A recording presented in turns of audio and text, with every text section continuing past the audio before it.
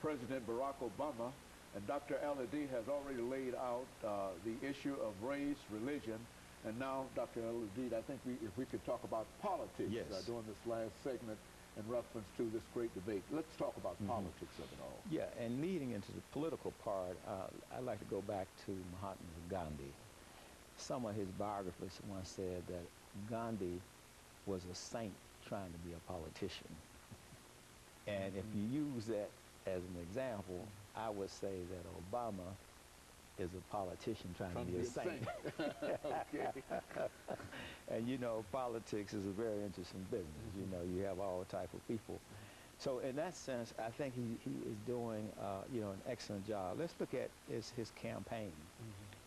His campaign, I think, spoke to the fact that the nation was divided. You know, people were being polarized. If racism was not above ground, it was certainly underground. And, you know, you had people of religion and getting involved, and it just, America was just becoming so divided. So he was able to come along using pretty much some of Dr. King's language of unity. You know, Dr. King said he had a dream that was deeply rooted in the American dream, that we hold these truths to be self-evident. And so I think Obama is also able to select passages from the Bible and passages from the Constitution. Of course, he's a constitutional lawyer, and he taught constitutional law at the University of Chicago for 10 years while he was serving as state senator.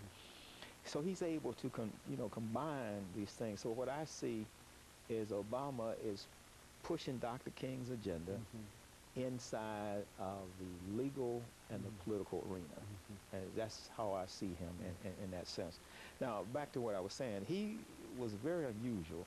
I think he was able to capture the hearts and imagination of people under 40 years old. And he was also able to tap into the anger that was out there and the disappointment that was out there, you know, and tap into the fact that people didn't have jobs.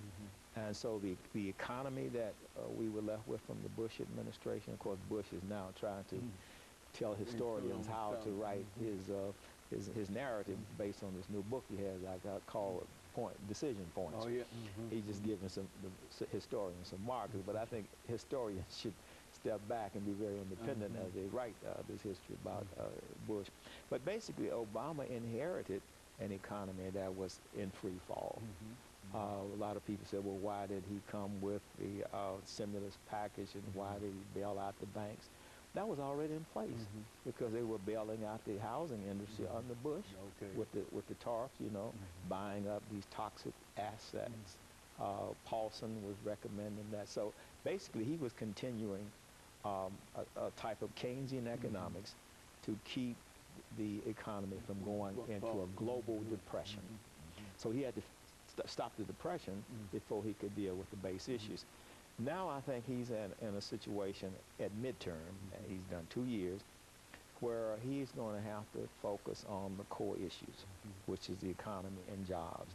He felt that getting health care reform was very important, and I salute him for that. And he somehow connected health care reform with getting the economy in place, you know. So now, if he's going to be re-elected, he is going to have to drive down the unemployment, which is at about 10% now, drive down the recession. White America's in recession, black America is in a depression. And so he's going to have to deal with the core economic issues. Now, whether or not he can do that in 24 months, you know, remains to be seen, especially since he does not have, the Democrats don't have control of the House of Representatives as they had when he got the health care measure. They were controlling the Senate and the House of Representatives.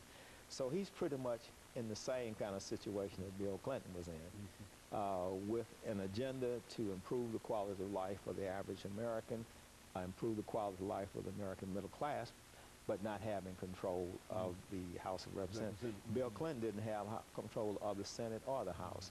Now Obama barely has control of the Senate.